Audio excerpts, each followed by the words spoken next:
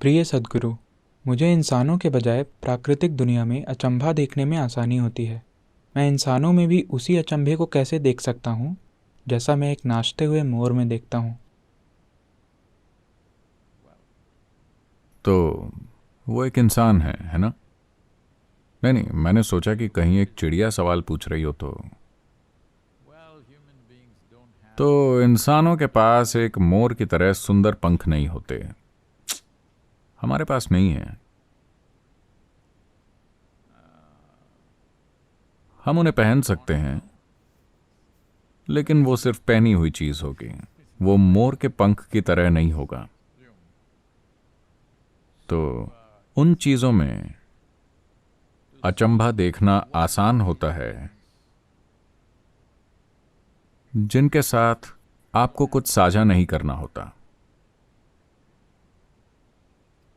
दुनिया में एक ऐसी पूरी संस्कृति बड़ी हो रही है जहां लोग कहते फिरते हैं कि मैं पूरी मानवता से प्यार करता हूं, लेकिन मैं अपने बगल में बैठे आदमी को सहन नहीं कर सकता। उदाहरण के लिए, भगवान से प्यार करना बहुत आसान है, क्योंकि वो कभी भी आकर डिनर टेबल पर आपके साथ नहीं बैठते। शायद आप उनका नाम लेते हैं, लेकिन अगर वो डिनर के लिए आ जाते हैं तो फिर दिक्कत होगी। चूंकि वो कभी आते नहीं हैं, आप जो कुछ भी उन्हें अर्पित करते हैं, आपको साफ पता होता है कि वो सिर्फ आपको ही खाने को मिलेगा। हाँ हाँ, अगर वो खाना शुरू कर दें तो अर्पण हवा में उड़ जाएगा। मुझे ये बताना होगा, ऐसा हुआ। अलग अलग धर्म के भिखारियों की एक संस्था है।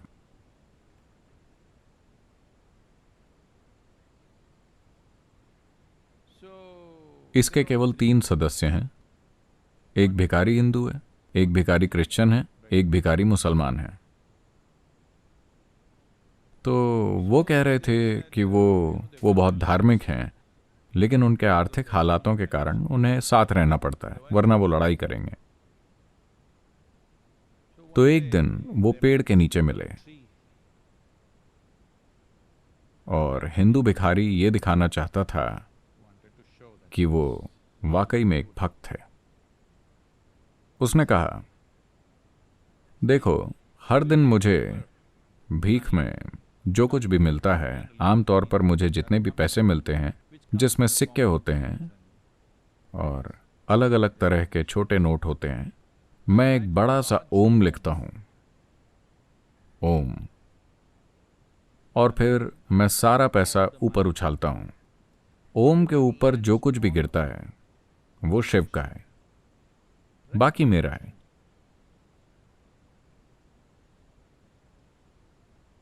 मैं एक सच्चा भक्त हूं। ओम तो आप जानते हैं, बड़ी सी पूंछ और ऐसा ऐसा और वो सब। मुसलमान भिखारी ने कहा, मैं भी ऐसा ही कुछ करता हूं, लेकिन हमारे लिए पहले दिन का चांद पाक होता है, पहले दिन का पतला सा चांद। मैं पहले दिन के चांद का एक चित्र बनाता हूं और फिर पैसे उछालता हूं। जो कुछ भी चांद पर गिरता है वो अल्लाह का है, बाकी मेरा है।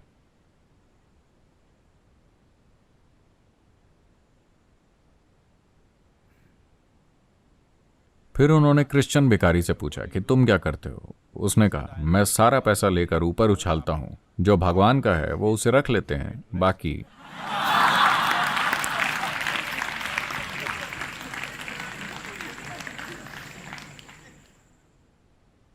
इस तरह एक मोर को प्यार करना आसान है, जो नाच रहा है और जो सुंदर है, क्योंकि वो आपसे कुछ मांगता नहीं है।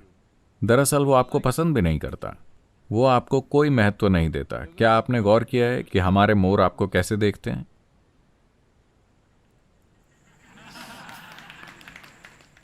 वो आपको कोई महत्व नहीं देता।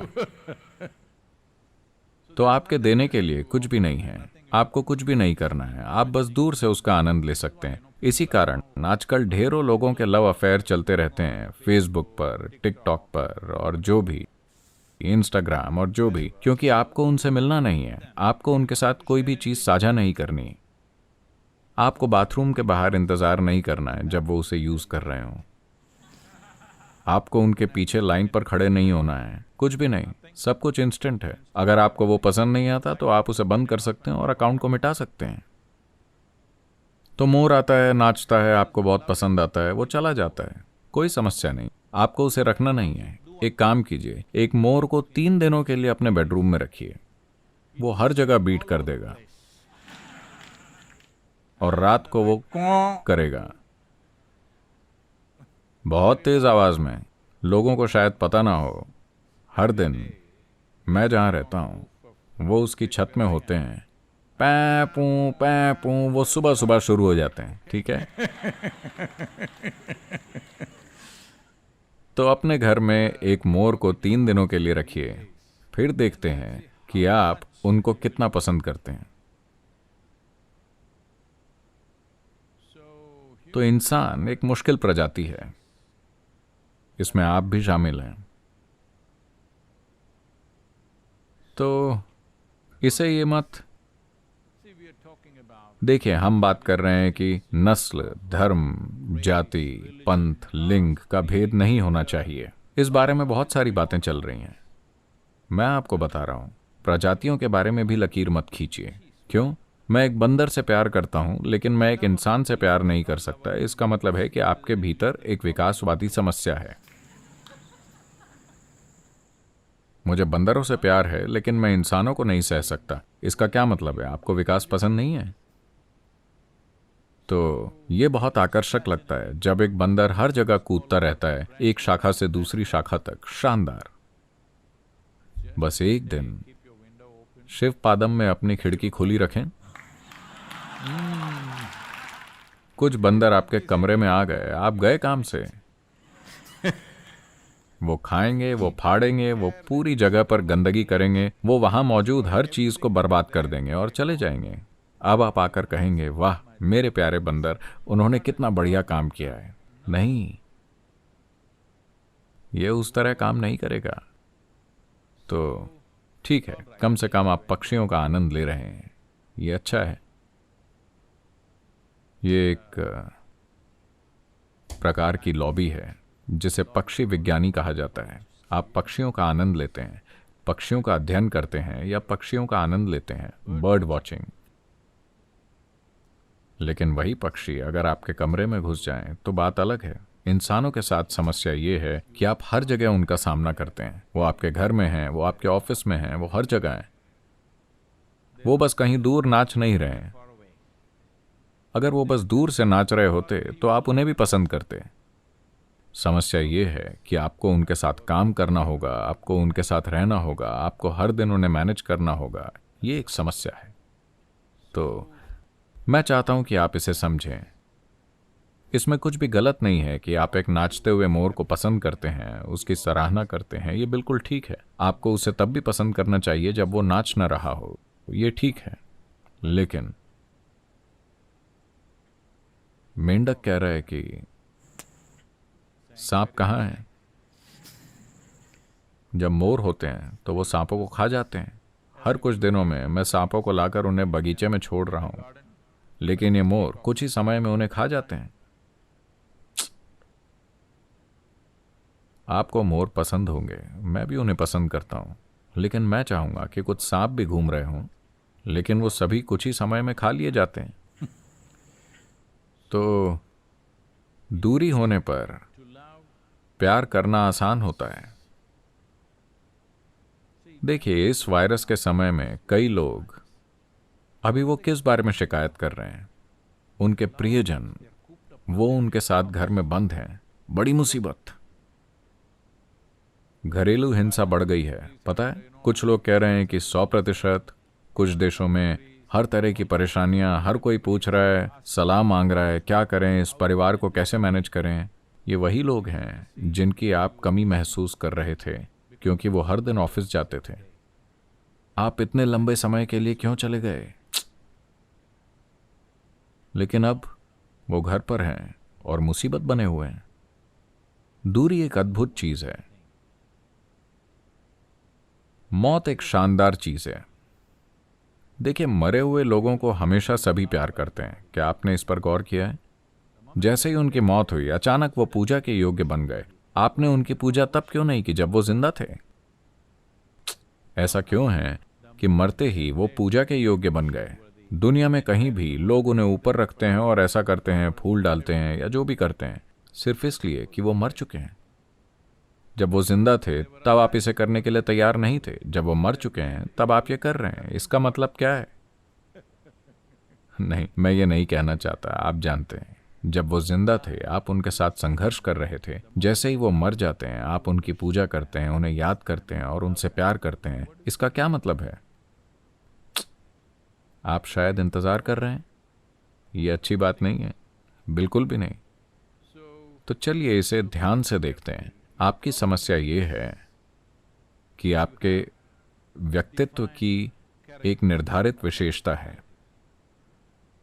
आप एक ऐसी चीज की तलाश कर रहे हैं जो आपके व्यक्तित्व को नुकसान न पहुंचाए। लेकिन इंसान, आप तो जानते हैं, हर इंसान आपकी सीमाओं का सम्मान नहीं करता है। वो उस पर कदम रख ही देते हैं। उनमें से कुछ अनजाने में, उनमें से कुछ जानबूझकर, मेरी तरह। हमेशा जानबूझकर आपकी सीमाओं पर कदम रखना। तो जैसे ही कोई आपकी सीमाओं पर कदम रखता है, आपको लगता है कि वो व्यक्ति एक समस्या है। मोर अभी आपकी सीमाओं के बाहर है। वो बहुत सुंदर दिखता है। अगर वो आपकी सीमा में कदम रखता है तो आप उसे भी एक बड़ी परेशानी की तरह देखेंगे। हाँ, आप देखेंगे। चाहे वो मोर हो या कोई और पक्षी या बंदर या गधा या जो भी हो, दूर से सब कुछ अच्छा होता है। तो अभी आपके और इन प्राणियों के बीच एक दूरी है, इसलिए आप इसका आनंद ले रहे हैं। इसका आनंद लीजिए, इसमें कुछ भी गलत नहीं है। लेकिन महत्वपूर्ण बात यह है कि अगर आप अपने और अपने व्यक्तित्व के बीच थोड़ी दूरी बना लेते हैं तो आप देखेंगे कि आप खुद का भी आनंद लेंगे। और जब आप इस व्यक्ति का आनंद लेते हैं तो आप देखेंगे कि हर कोई शानदार है। हाँ, आप नहीं समझ रहे। मैं कह रहा हूं कि जब आप इस व्यक्ति का आनंद लेते हैं तो हर कोई शानदार लगता है। आप हर किसी का आनंद ले सकते हैं, क्योंकि अब आप लोगों को वैसे देखते हैं जैसे वो हैं। आपके पास कोई ढांचा नहीं जिसमें उन्हें फिट होना होगा। वो उसमें फिट नहीं होते हैं। इसी वजह से भारत में हमने एक देवता की विशेषताएं इस तरह से बनाई कि उस आदमी को स्वीकार करना असंभव होगा अगर वो यहां हो। तो जैसे कृष्ण, राम, शिव, आप इन लोगों को स्वीकार नहीं कर सकते। महिलाओं से पूछिए कि क्या वो राम को अपने जीवन में अपने पति के रूप में स्वीकार करेंगी? वो नहीं करेंगी। पूछिए कि क्या वो कृष्णा को स्वीकार करेंगी अपने जीवन में पति के रूप में? वो नहीं करेंगी। Because it's too much trouble. लेकिन 6000 साल की दूरी के साथ वो कितने शानदार दिखते हैं, कितने शानदार। और शिव, असंभव आदमी। ठीक है, बस कुछ भी और सब कुछ जो आप सोच सकते हैं वो हैं। तो ये एक भगवान का चरित्र इस तरह बनाया गया था कि अगर आप वास्तव में उन्हें उन चीजों के लिए देख रहे हैं जो वो हैं, और फिर भी उन्हें पूरी तरह स्वीकार कर रहे हैं और उन्हें पूजनीय तरीके से देख रहे हैं, अगर आप शिव को स्वीकार करते हैं वैसे जैसे वो हैं, तो आपके पास इस धरती पर किसी भी इंसान के साथ कोई दिक्कत नहीं होगी। तो आपको ऐसा करना चाहिए।